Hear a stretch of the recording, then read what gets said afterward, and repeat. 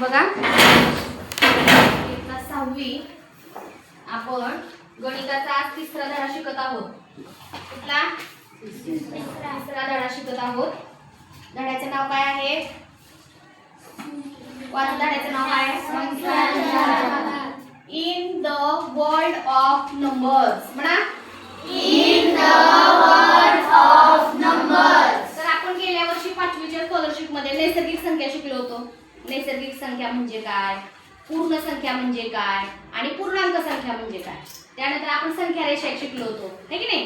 तेच आहे सगळं, फक्त त्याला इंग्लिश मध्ये ट्रान्सफर करायचं आपल्याला. ठीक आहे. तर पहिला जो घटक आहे तो आहे तो म्हणजे नॅचरल नंबर्स. म्हणा नॅचरल नंबर्स. नॅचरल नंबर्स म्हणजे नैसर्गिक संख्या. नॅचरल नंबर्स म्हणजे नैसर्गिक संख्या. आठ बसा सगळेजण, हातातलं वही पेन बाजूला ठेवा आणि फक्त लक्ष समोर, समृद्धी खाली मान नाही घालायची. नॅचरल नंबर म्हणजे नैसर्गिक संख्या. म्हणजे काय? वस्तू मोजण्यासाठी आपण ज्या मोज संख्या वापरतो, म्हणजे आता टेबल मोजायचे 1 2 3 4 5 6 असं, आपण जी शेवटची नैसर्गिक संख्या आहे ती सांगू शकत नाही, कारण नैसर्गिक संख्या ह्या असंख्य आहेत, मोजता न येण्या इतपत असंख्य आहे. त्याला इंग्लिश मध्ये शब्द आहे इनफायनाइट. म्हणा इनफायनाइट. इनफायनाइट. इनफायनाइट म्हणजे काय? असंख्य आहे, मोजता येत नाही. सुरुवात 1 पासून होते. सर्वात लहान नैसर्गिक संख्या कुठली मग?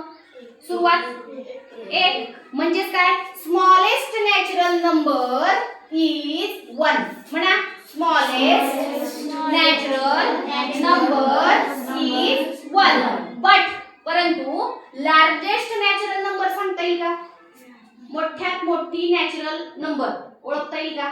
नाही, कारण त्या असंख्य आहेत. इथपर्यंत समजलं?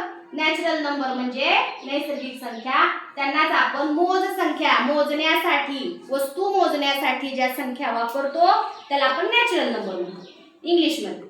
इथपर्यंत समजलं? ठीक आहे. नेक्स्ट आहे होल नंबर. म्हणा सगळ्यांनी होल नंबर. होल होल म्हणजे पूर्ण संख्या. काय? पूर्ण संख्या. मग पूर्ण संख्या म्हणजे काय? नैसर्गिक संख्या आणि प्लस शून्य. आता नैसर्गिक संख्येची सुरुवात 1 पासून होती, त्याच्या शून्य होता का? नव्हता.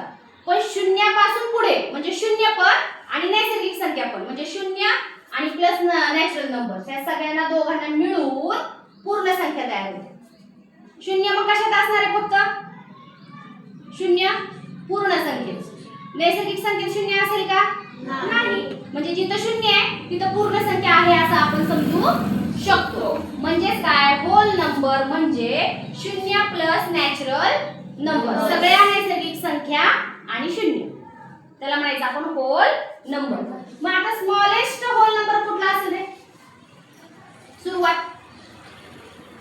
स्मॉलेस्ट होल नंबर, लहानात लहान पूर्ण संख्या कोणती? शून्य, कारण सुरुवात कुठून झाली? शून्यापासून. मग लार्जेस्ट होल नंबर सांगता येतो का? नाही. तसंच जसं आपण नैसर्गिक संख्या शेवटची आपल्याला सांगता येत नाही, तसेच शेवटची पूर्ण संख्या कुठली? कारण त्या सुद्धा असंख्य, त्या सुद्धा असंख्य इनफायनाइट आहेत, त्या सुद्धा आपल्याला मोजता येत नाही. इथपर्यंत समजलं? आता तिसरा मुद्दा बघा, इंटिजर्स. म्हणा इंटिजर्स. इंटिजर्स म्हणजे पूर्णांक संख्या.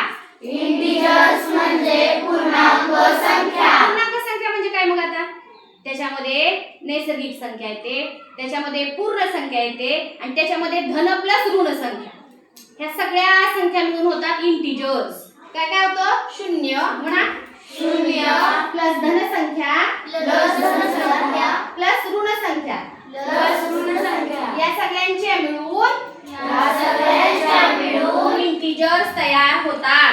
इंटिजर्स तयार होतात. इथे एक आकृती दिली बघा.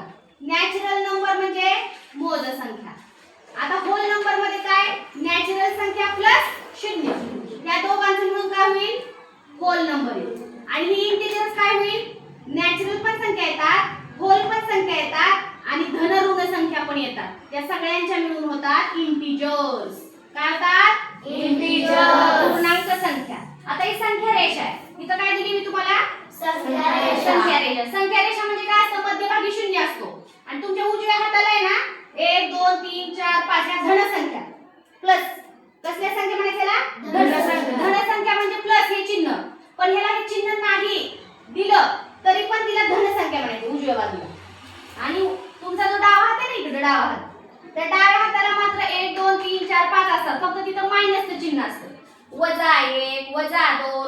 राहतील. असं 100 पर्यंत, लाखापर्यंत, कोटीपर्यंत जरी गेला डाव्या हाताला तरी त्या ऋण संख्या असतं. म्हणजे वजा चिन्ह कुठलं असतं? वजा. आणि तुमच्या उजव्या हाताला कुठलं चिन्ह असतं? अधिकचं चिन्ह, त्याला प्लस म्हणतो आपण. काय म्हणतो? प्लस. इकडे उजव्या हाताला असतात धन संख्या. म्हणा सगळ्यांनी, धन संख्या. डाव्या हाताला ऋण संख्या. डाव्या हाताला ऋण संख्या. या पूर्ण ह्या पट्टीला काय म्हणायचं? पूर्ण या पट्टीला संख्या रेषा. काय म्हणायचं?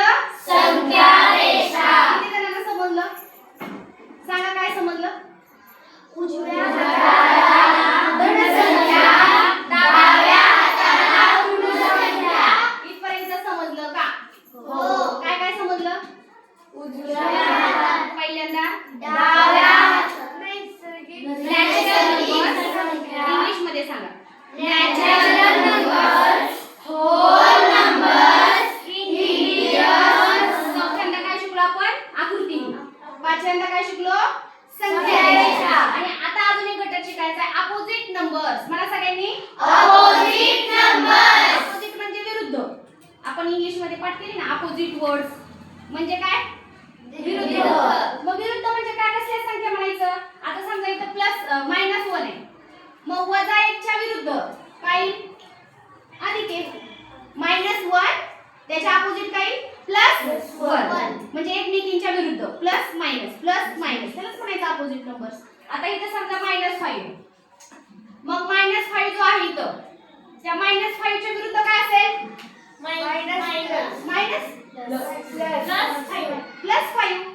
आता मी अजून एक सांगितलं, तुम्हाला सांगितलं की +10 आहे आणि मला ह्याचा अपोजिट सांगा. संख्या तीच, फक्त त्याचं चिन्ह बदलायचं. काय करायचं? त्याला म्हणायचं अपोजिट नंबर्स. म्हणा सगळ्यांनी अपोजिट नंबर्स. इथपर्यंत समजलं? पुन्हा कुणाला समजलं? नक्की. ह्याच्यावर आपल्याला आता स्वाध्याय सोडवायचा आहे. पान नंबर कितीवर स्वाध्याय वर? 3.1. हे सोडवायचं. समजलं असेल तर सोडवायचं, नाही तर नाही. हा, सराव संच. 20 वर करा. ओके. आता सगळ्यांनी काय करा? वही काढा, गणिताची वही काढा आणि हे सगळं व्यवस्थित लिहून घ्या. स्मॉलेस्ट पहिल्यांदा आपण शिकलो होतो. स्मॉलेस्ट नॅचरल नंबर कोण आहे? 1. आणि लार्जेस्ट नॅचरल नंबर सांगता येत नाही, कारण त्या इनफायनाइट आहेत, असंख्य आहेत, आपल्याला मोजता येत नाही. नंतर स्मॉलेस्ट होल नंबर 0. बरोबर. Largest hole number,